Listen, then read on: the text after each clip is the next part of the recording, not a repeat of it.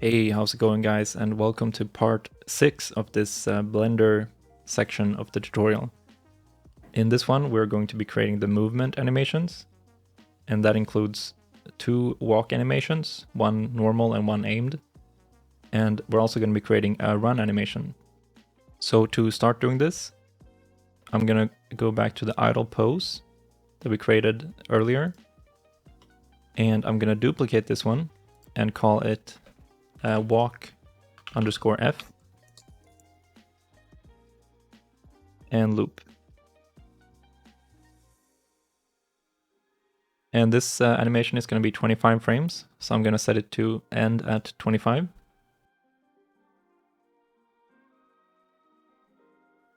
And I'm going to switch into pose mode, select the gun bone, and just like we did with the idle pose or the idle loop, I'm going to go ahead and copy all of the gun keyframes and place them at the last frame.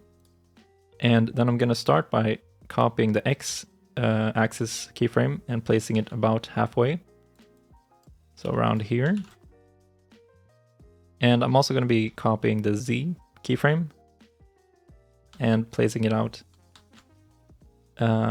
one halfway and then in between those as well.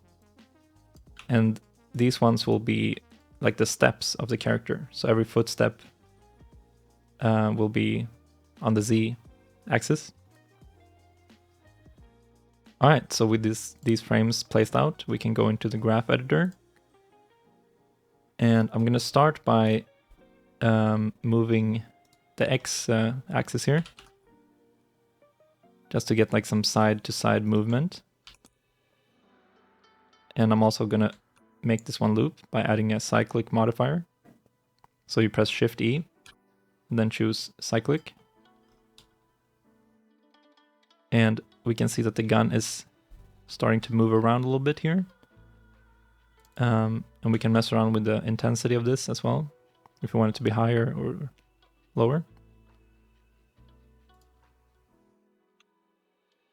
And then I'm going to go to the Z, and I'm going to start creating the steps. So the idea for this is to kind of move it up and down so it looks like the character is taking steps. Kind of like this. But we're going to modify it a little bit to make it look a bit more natural. So we can try some different things here. We can move these up. Okay. So depending on if we move them up or down, we can get some different styles of walking, I suppose.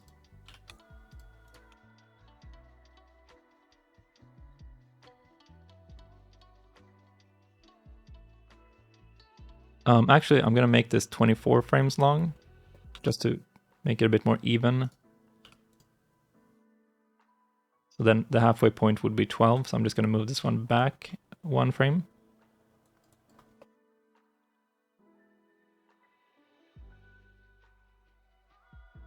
And I'm also going to move this one to frame 18. So now it's like evenly spaced, and we have a perfect loop here. I'm also going to make sure that it starts and ends at the same position, which it does. And going back to the step motion here, I'm going to scale these up a little bit.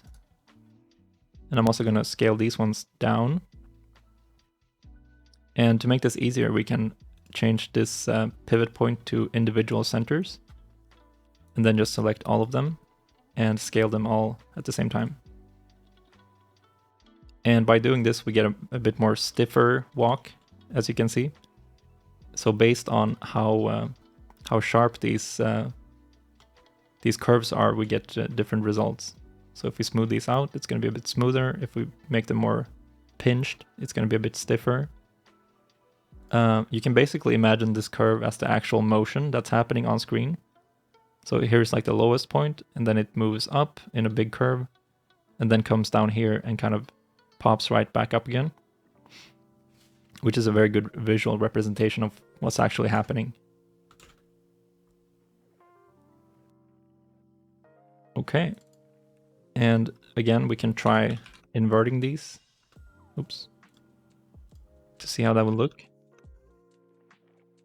So by just scaling these -1 on the y-axis, you can get a very different result. But I think I'm going to go with the one we had before, this one.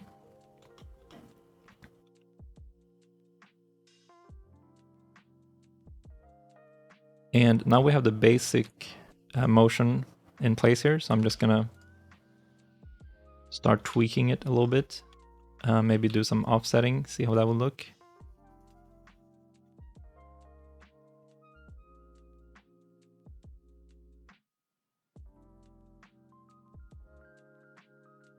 And then I'm going to start adding in some more keyframes. So for example, on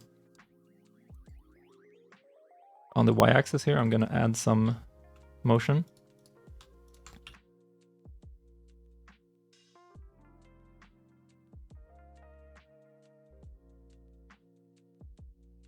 And also make it loop.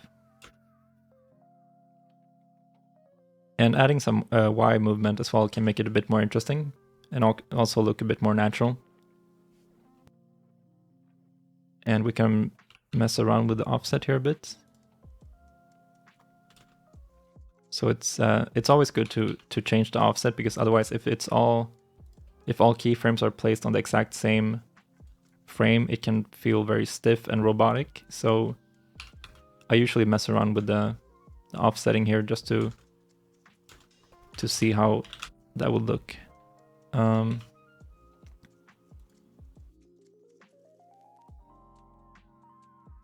So something like this could totally work.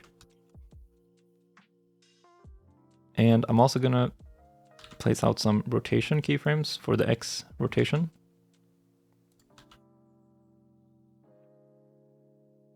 And go into the graph editor and start to tweak them a little bit.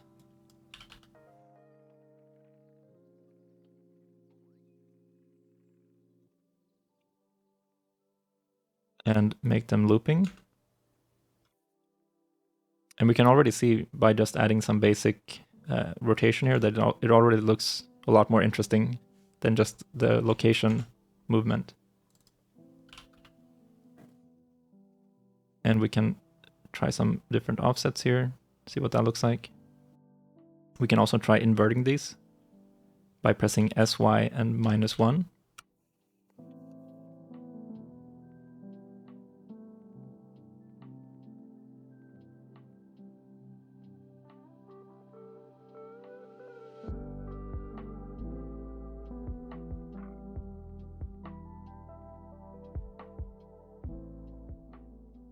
And you can try making it faster if you want. In this case, I don't think that looks too good. I'm probably just going to keep it at this spacing.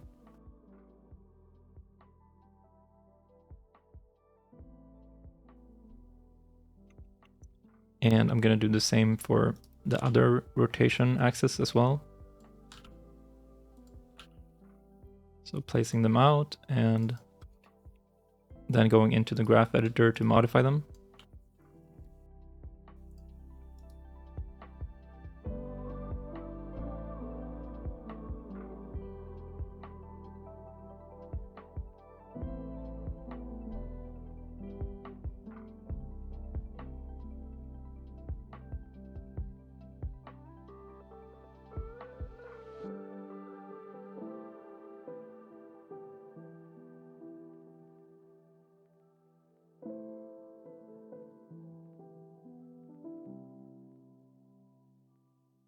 And also for the z-axis, I'm going to do the same thing. So same process as usual, placing out keyframes and then going into the graph editor to tweak them.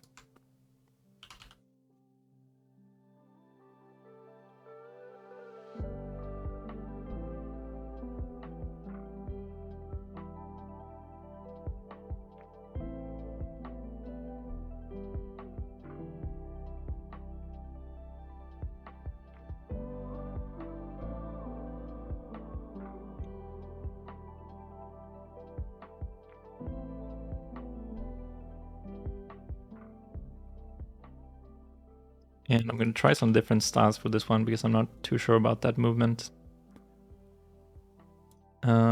I think this one might work better with only 3 keyframes.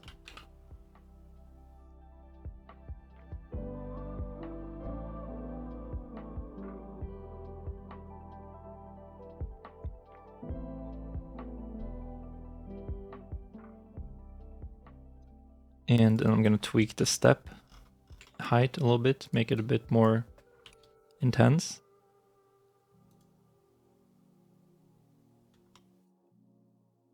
Just moving these down, basically. Not too much, unless that's the style we're going for. I'm gonna keep it a bit more subtle.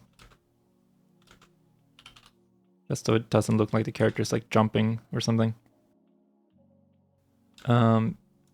Okay, I think that's pretty good.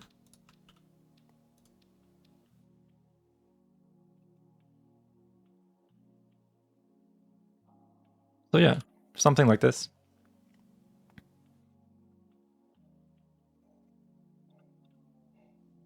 Maybe even a bit more side-to-side motion on the x-axis.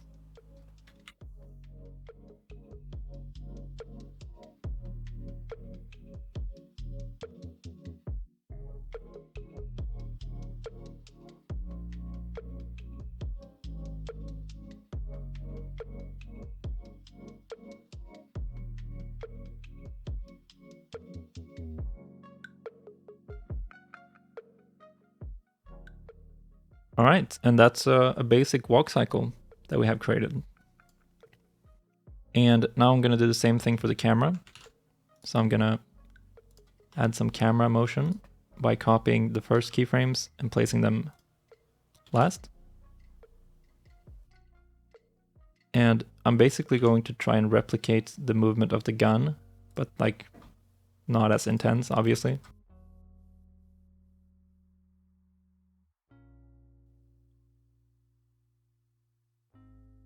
So I'm gonna move this to the side a little bit.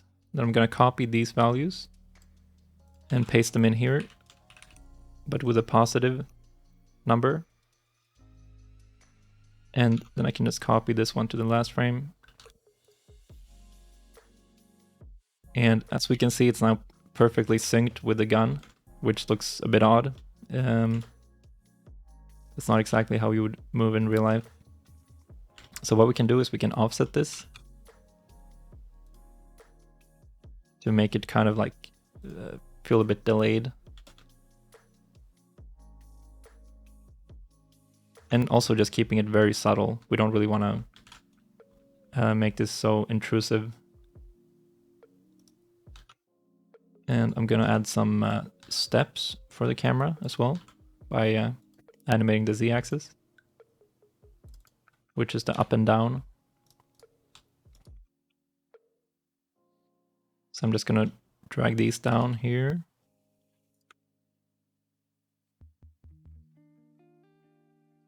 And that's a bit too much, I think. So again, just trying to keep it very subtle. Nothing too crazy. And I think that's pretty good. It's a subtle movement, but you can still feel like something is happening with the camera, which is good. We can also offset this a little bit if we want, just to see how that would look.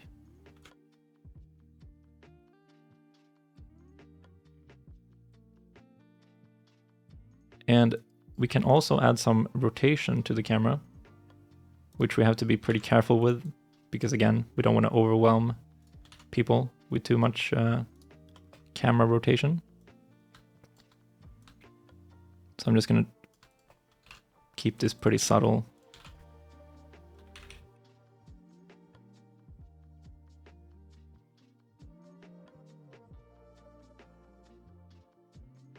Okay, that's way too much, way too much.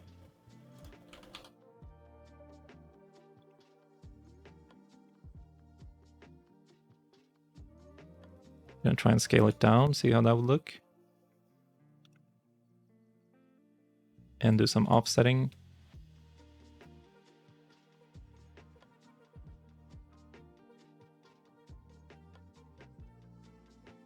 And actually that's a bit too much, I think. I mean, something like this. A subtle motion, has some slight rotation to make it a bit more interesting.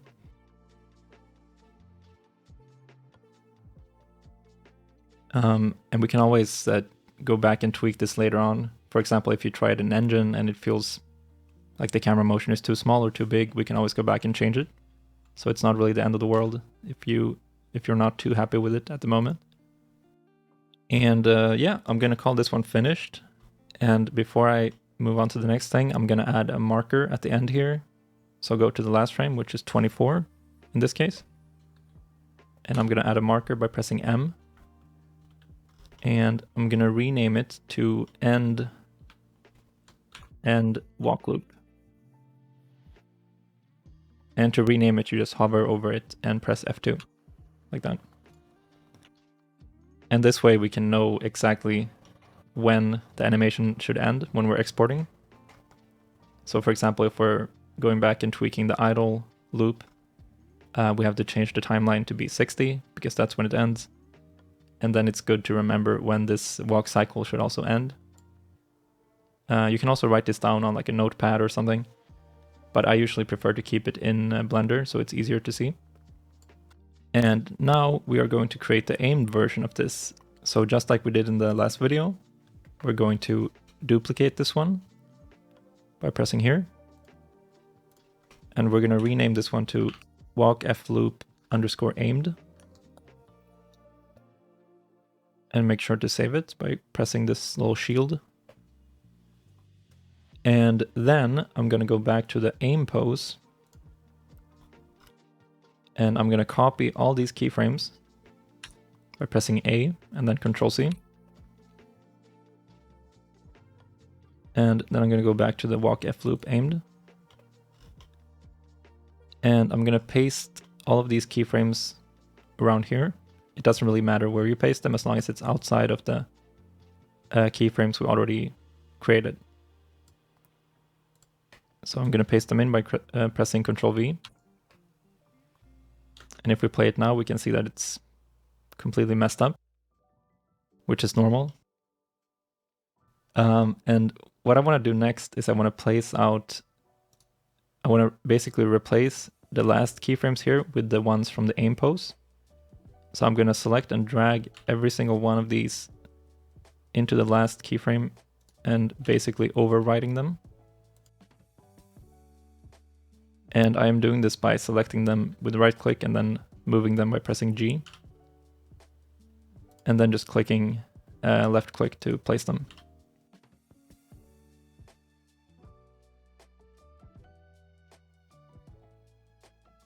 And we can also delete the camera keyframes here from the aim pose because they are basically the same.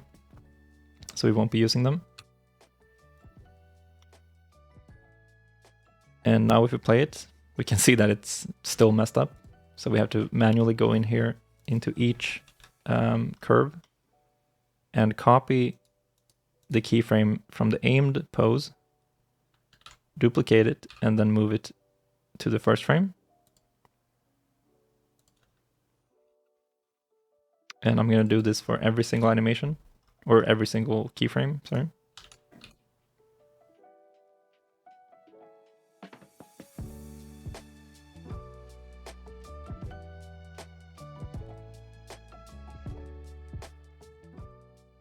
And to focus in on, if you're wondering how I'm focusing on the selected curve, I'm pressing delete on the numpad.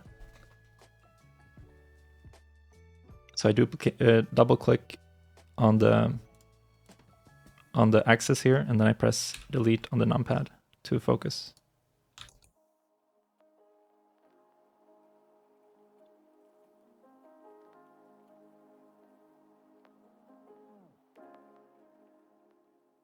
And now if we play it, we can see that it's kind of going back and forth between the normal idle pose and the aim pose.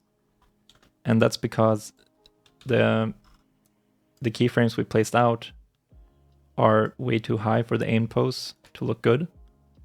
So we need to basically lower these completely. So it's like almost the same as the first and last one.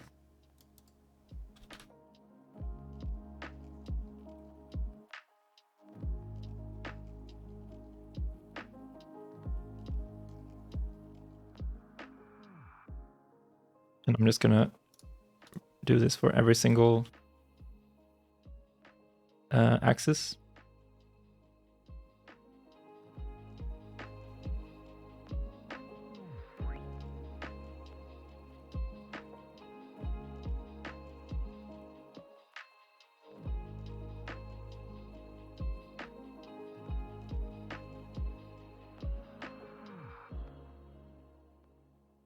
And we can also see that there's some issues with the left arm here.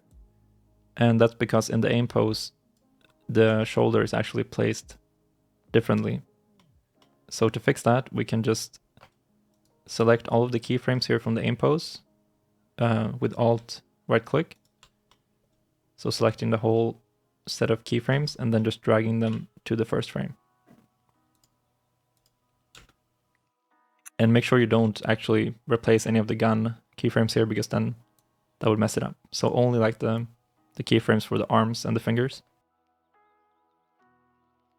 And now we have an aimed walk, which is way too intense at the moment. It's really hard to aim while the sides are just swinging around like this. So I'm gonna go back into the gun keyframes and lower these values by quite a bit. So I'm gonna scale them on the y-axis to make them less intense.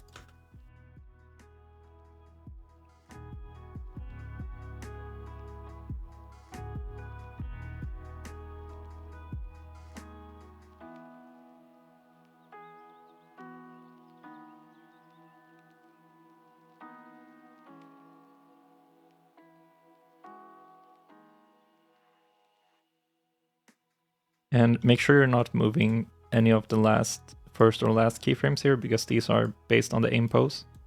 So we don't want to change them too much. It's fine to change them a little bit, but not too much. So I'm mainly gonna be moving the keyframes that are in between those.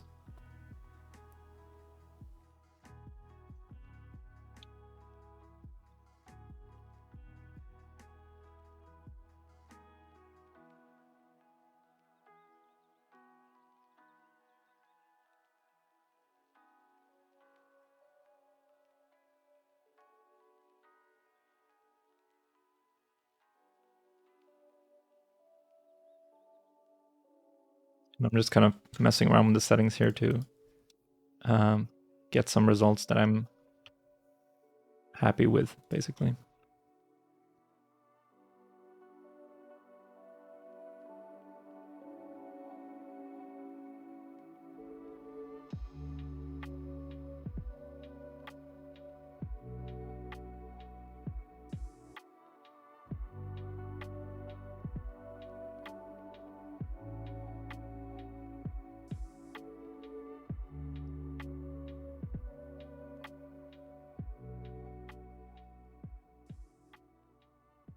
And to test which keyframes you want to modify, you can also turn them off here for a moment, just to see which ones are actually affecting the motion. Okay, so in this case, I think the y-axis is a bit too high, so I'm going to lower that. And then I'm going to check the other ones. This one is looking good. This one we can lower a little bit as well.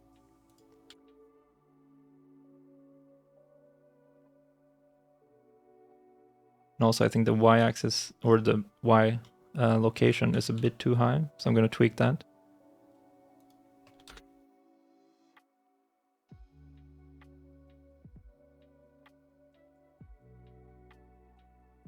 And then we can just enable all of them to see how it looks. And I think this is a pretty good balance between still maintaining the walking motion, but also being able to aim through the sights.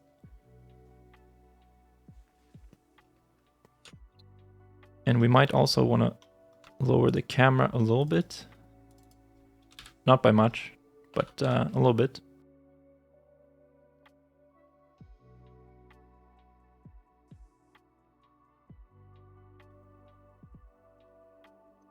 And I think that's pretty good. Very subtle camera motion and still being able to aim through the sights, which is, I mean, that's what we want really for this one. All right, and that's both of the walk animations finished. And finally, we're going to be creating the run animation, which is, we're only going to be making one of these. So this is going to be based on the idle pose completely. We're not going to make like an aimed run, mainly because it doesn't really make a lot of sense to have an aimed run, I don't think. And to make this one, I am going to duplicate the idle pose. So make a new copy of that and just rename it to run loop or something like that.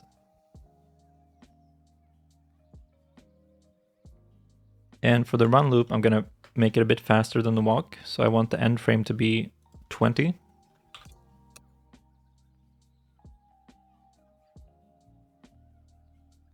And we can also already create a new marker here and just call this one end run loop.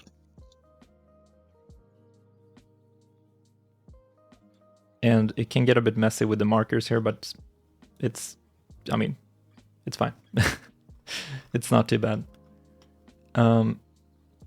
So the way we're going to make the run loop is a bit different from the walks. We're not actually going to be basing it completely on the idle pose, but instead I want the first frame to be the pose of the running itself, if that makes sense. And then in engine later on, we're going to be blending from the idle pose into this. So there's not going to be any issues with like popping or anything like that. We're just going to blend it into it basically. Which is why we can start the first frame in a different location. So I'm just going to start posing it here on the first frame. Make sure it's on the first frame. And I'm going to kind of place it in like a running stance, if that makes sense.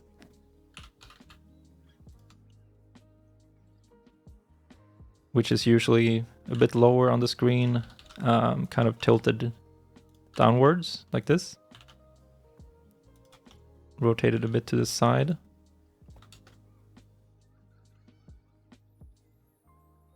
And when you're happy with this pose, I'm gonna go ahead and duplicate it. So selecting only the keyframes on the gun bone and placing them here on the last frame, frame 20. And I'm also going to copy the X location and place it halfway through on frame 10. And then in the graph editor, I'm going to modify this one so it moves to the right side of the screen. And I'm also going to make it cyclic. And if we play it now, we can see that it's moving back and forth. And this will be like the base motion that we're going to build on through this animation. So you can kind of choose how far you want it to move on screen. But for now, I'm going to keep it pretty simple. I'm also going to mess around a bit with the scales here. So a bigger curve would give you a more like snappy motion, and then a more narrow curve would give you very linear movement. So I'm going to kind of find like a balance in between. Something like this.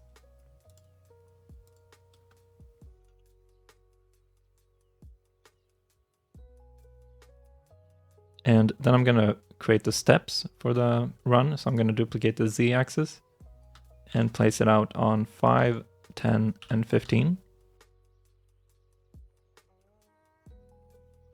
And then going into the graph editor, I'm going to move 5 and 10 down a bit.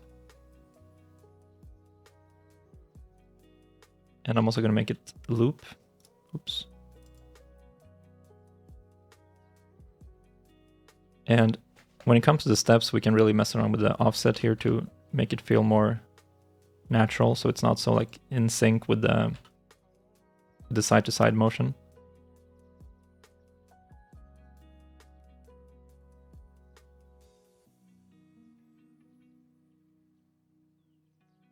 We can also scale them, invert them, and see how that looks. And we can also change their scale a little bit and see what kind of results we get.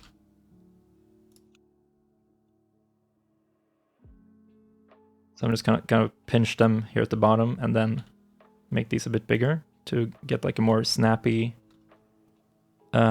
stepping motion.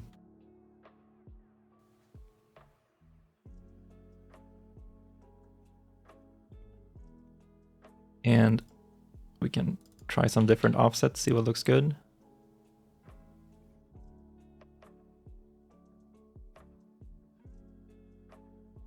And I think that's pretty good.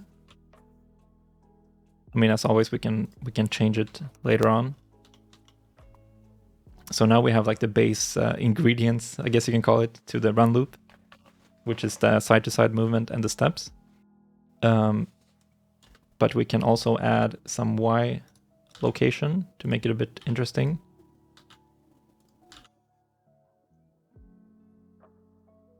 Just to spice it up a little bit, you know?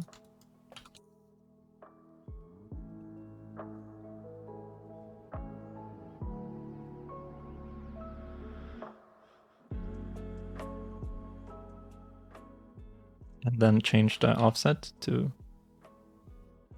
get some different results. We can also try scaling them negatively on the Y-axis.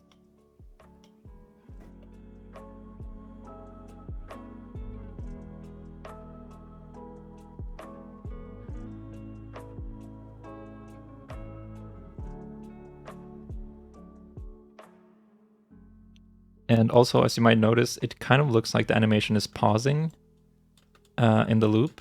Like it's not like a perfect loop right now. That's because in Blender, when you're playing a loop, if you have it synced on the first and the last frame, it's not technically looping because the same frame is being played twice. So this frame and this frame is identical and both are being played. So if you want to get like a proper preview, you can change it to 19 for now. And this will be like a full-on loop, basically, with no stops. But when we export it to Unreal Engine, we actually have to change it back to 20 again, because I've noticed that if you cut out the last frame, which you can do in Blender and it looks fine, but when you import it into Unreal Engine, there's going to be a popping at the end. So we actually have to include the last frame before exporting. Just something to keep in mind. But for now, we can keep it at 19 and just see how it looks. So I'm just going to keep tweaking it.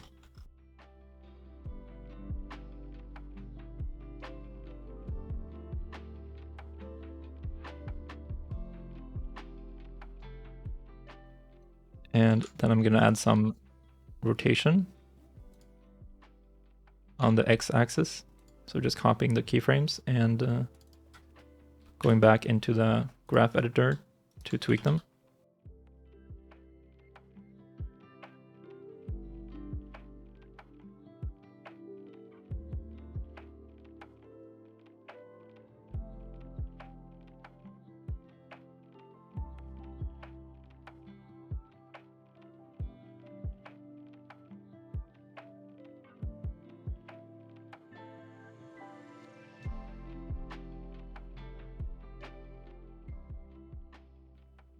And you can mess around with the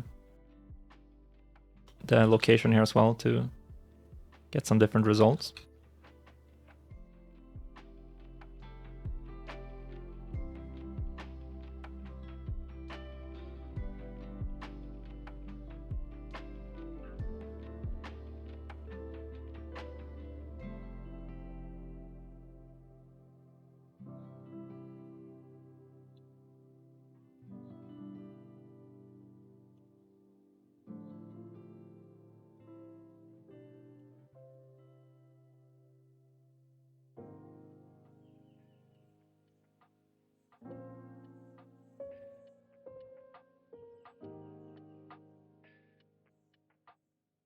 If you want it to be a bit more bouncy, you can mess around with the Z-axis, for example, to make it move up and down more.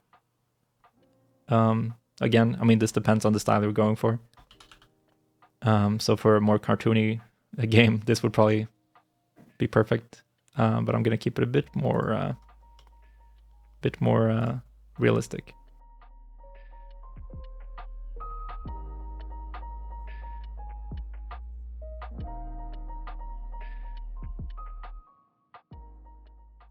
And then I'm gonna place out some Y rotation keyframes. And going back into the graph editor to tweak them.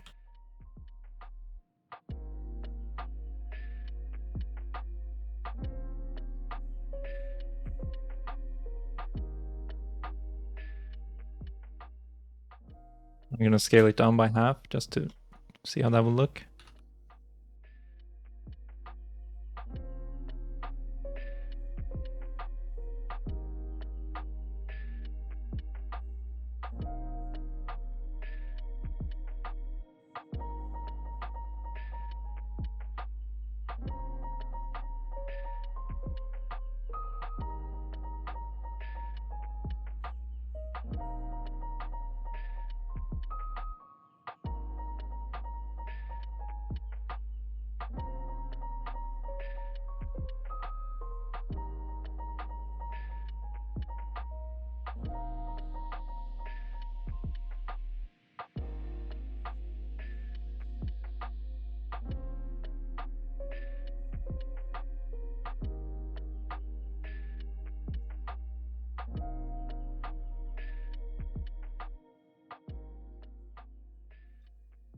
And I mean, this is basically the process. You just have to kind of test different things, see how they look, and then tweak them, and then go back and test again and tweak them, and so on and so forth until you're happy. So it's a bit time consuming.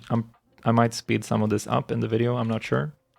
But that's the basic process. So now I'm adding some Z rotation, just to see what that will look like.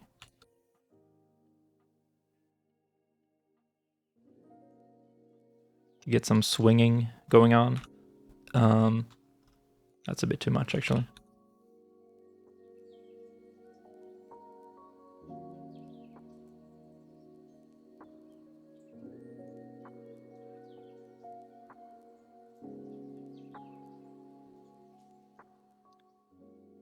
But I'm pretty happy with this look right now. So I'm gonna just kind of fine tune even more.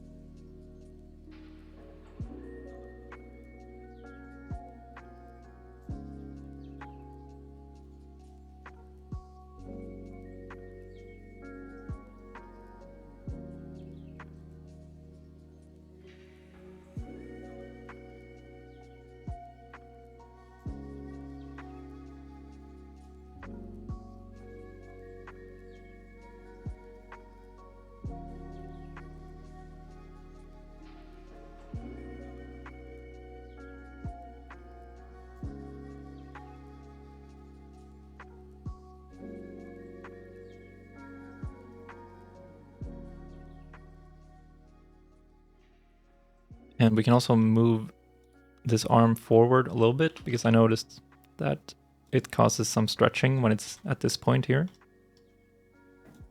And we can also kind of fix the pole target here a little bit.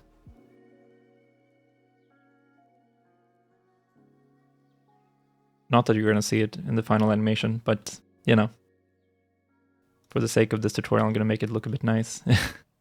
Make it look pretty. Yeah, I'm pretty happy with this. It could use some more tweaking, but the video would become too long for that. So moving on to the next step, we're also going to be animating the camera, just like we did for the walk. So I'm just going to duplicate the camera keyframes, place them on the last frame, which is 20, as we can see from the very convenient little marker we added here. And then I'm just gonna basically replicate the gun movement with the camera. And I'm just gonna add like a 0.1. Okay, that's way too much. 0.01 seems more reasonable. And I'm gonna copy this value and place it at the start with a negative value, so it's on the other side. And then I'm gonna do the same on the last frame. So now we get some side-to-side motion here on the camera, which I do think is a bit too much at the moment. So I'm gonna tweak the curve here and scale it down to make it less intense. And it's also a good idea to remember that when the gun is moving right, the camera should move left, because, correct me if I'm wrong, but I think that's the way it works in real life. So when you're running, your head is kind of swinging in the opposite direction of your arms if you're holding an object. So this is something to keep in mind when creating the camera animation.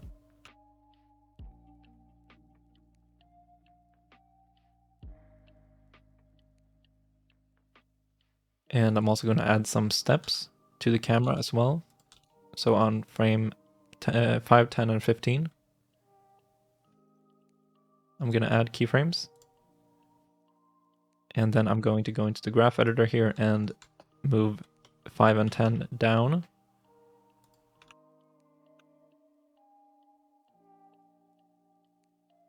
And I'm also going to scale these down a little bit and scale these ones up. So we get like a bit of a snappier bouncing to it. And we can also try some different offsets to see what looks better.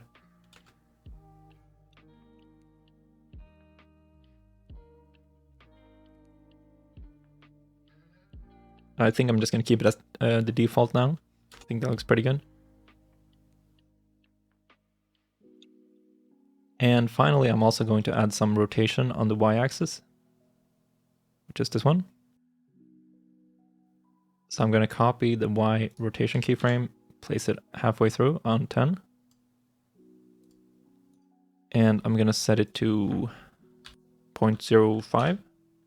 Okay, nothing happened. I'm going to try 1. And then I'm also going to set the last frame to 1. And the halfway point, I'm going to do -1. And this gives us this type of curve here, which we can work with. Right, so that's way too much, first of all, and it looks a bit interesting. So let's just scale it down first. And let's also try some offsets for this one, just to see what looks good around here. So we don't want it to be like perfectly in sync with the location, because then it can feel very stiff and robotic. I'm just gonna keep it kind of in between those. And we can also change the look of the curve here to get some different results.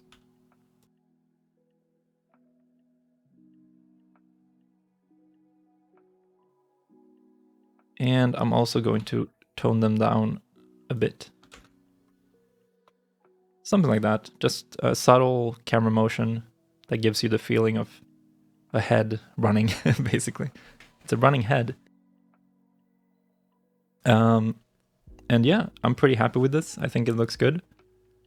And as always, we can come back later and change it if we don't like it, or if it feels weird in Engine, we can always tweak it. So there's no worries on that part. So now that we have created all the movement animations that are needed, we can start exporting them. So since this one is already open, I'm going to start with the run loop.